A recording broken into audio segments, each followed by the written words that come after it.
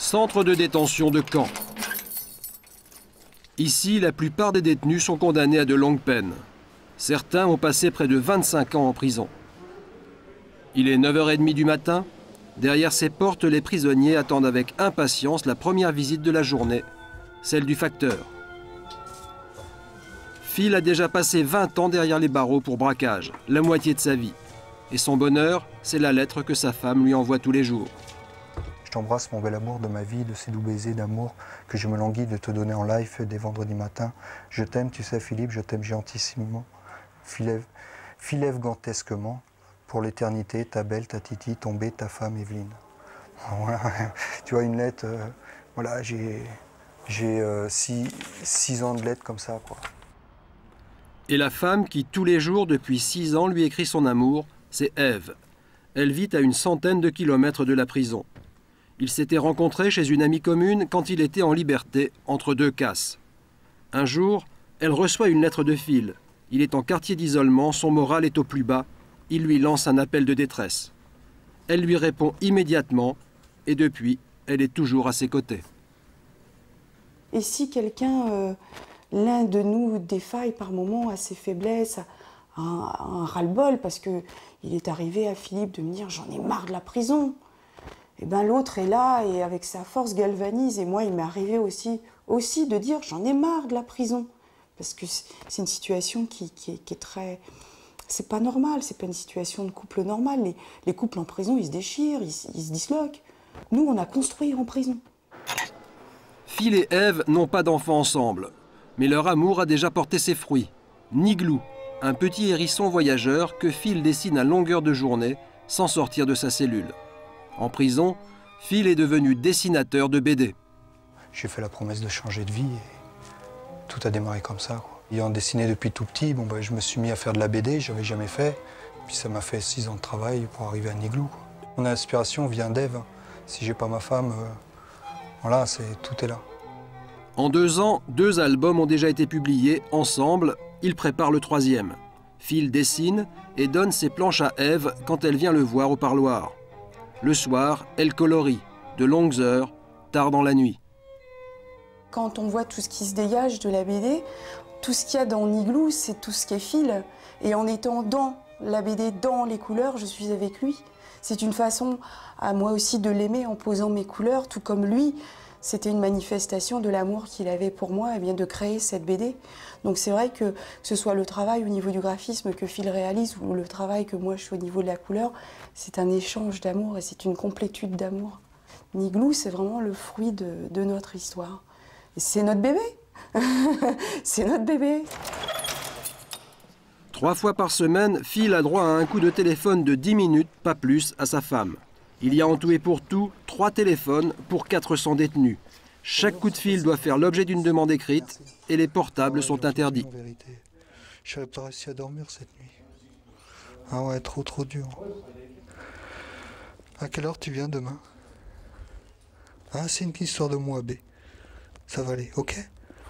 Je t'aime, mon cœur. À demain. Bisous. C'est là que tu vois, la vérité, c'est laisser trop les bouts, tu vois. Tu vois, comment que tu veux gérer? Tu vois, là, je quitte ma femme, elle est mal. Comment que tu veux gérer sur 10 minutes? C'est pas possible. C'est pas possible. 19h30, fermeture des cellules pour la nuit.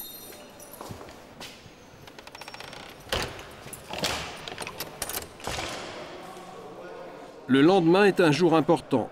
Comme chaque week-end, Ève rend visite à Phil au parloir. Depuis 3 ans, elle n'a jamais manqué un seul rendez-vous le samedi et le dimanche pour vivre quelques heures avec son mari. Quelques heures dans des conditions assez incroyables. Au-delà de cette porte, interdiction de filmer. Nous avons simplement le droit d'installer un micro sur Ève. Le parloir est simplement délimité par des parois transparentes.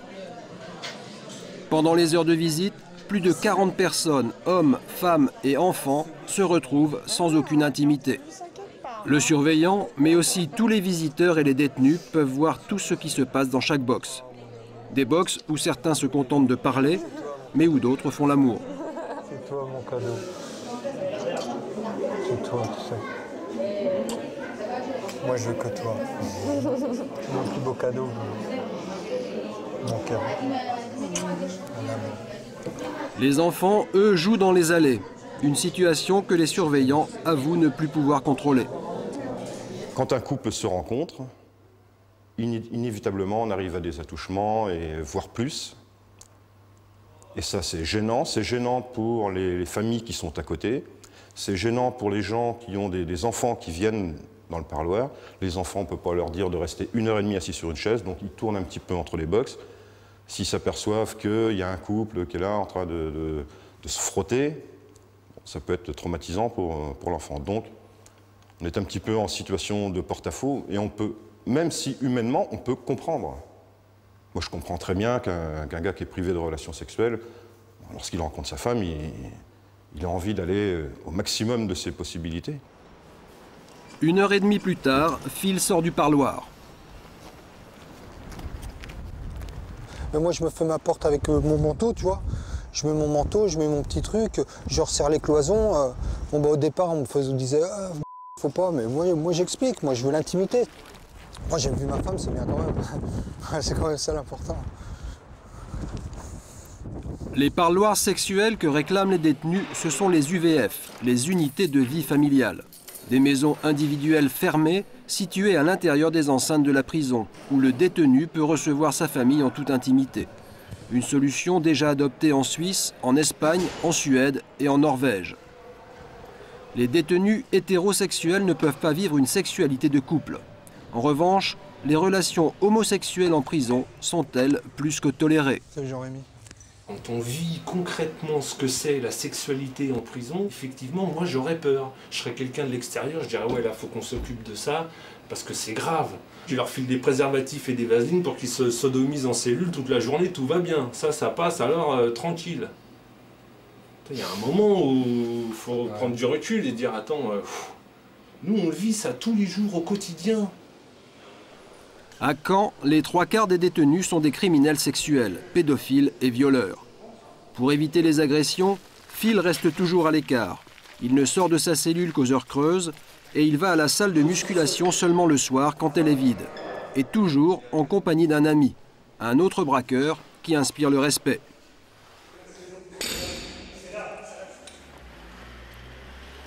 Aujourd'hui, Ève ne vient pas au parloir, elle vient chercher Phil. Il va bénéficier de sa 3e permission de sortie en 6 ans pour se rendre à un festival de bande dessinée. Je viens chercher Philippe. Aujourd'hui, c'est pas pareil. C'est un grand jour. Ils vont pouvoir vivre ensemble pendant 3 jours et les minutes d'attente semblent très longues.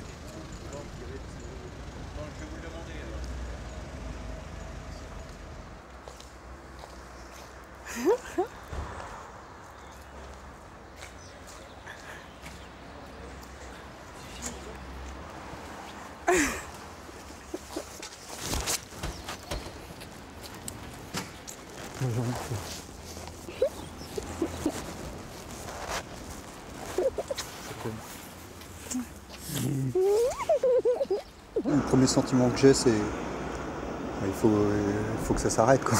C'est que quand tu sais que tu retournes dans la boîte après, quoi, c'est de la torture en vérité. C'est dur. Hein.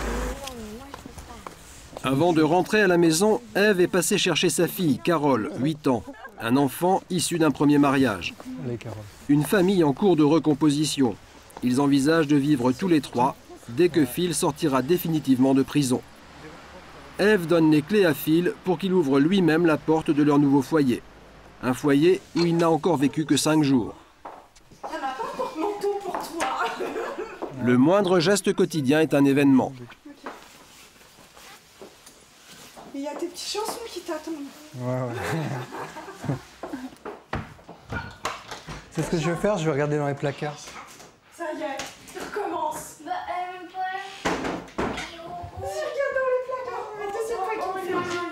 Ah, comme ça, je sais où sont les choses, tu vois. Ah ouais, c'est trop génial d'être chez soi. Mais même pendant ces instants de liberté, c'est la présence de Carole au parloir qui les préoccupe. Ta famille, elle vient, tu peux avoir une intimité Que là, non, le mec, il est pédophile, il regarde ta môme. Alors, c'est où tu l'emplâtres, et il y a un problème, il y a un incident où c'est que tu vas payer par une sanction disciplinaire, ou alors, qu'est-ce que tu fais? Ben, moi, je bouge. S'il y a quelqu'un qui s'attarde trop sur Carole, bon, il a le regard voulu au moment voulu pour dire, bon, regarde ailleurs parce que ça, tu touches pas, quoi, et tu regardes pas. Et ça, c'est hyper important pour la petite, c'est hyper important. En tant que mère, la démarche d'emmener sa petite fille comme ça dans une prison, c'est une démarche qui est très lourde parce que si moi, je vais pour certaines raisons voir Philippe en prison, ce ne sont pas les raisons de Carole. Et je me dois, en tant que mère, eh bien, de cadrer ça au mieux pour qu'elle n'en sorte pas ni meurtrie, ni frustrée. Festival de bande dessinée de Chalonnes-sur-Loire. Phil et Ève sont invités en tant que professionnels. Un bain de foule de 2 jours, entouré des plus grands, pour dédicacer à son stand le dernier album de Niglou. Phil publie sous son vrai nom, mais tant qu'il est détenu, la loi nous interdit de montrer son visage, même hors de la prison. Ah, t'as vu là? C'est la folie. C'est l'usine. Ouais, ça marche pas. Ici, l'ex-braqueur de banque entrevoit sa réinsertion et goûte au plaisir de la vie future. Et là aujourd'hui c'est vraiment la récompense quoi, de voir tout ça, c'est super. Comment ça se fait que tu m'aimes, moi? Et moi, comment ça se fait que tu m'aimes? Moi non plus.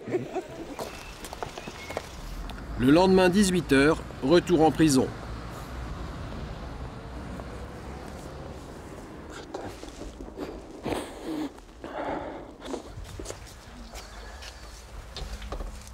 Fais-moi un dernier bisou, fais-moi un dernier.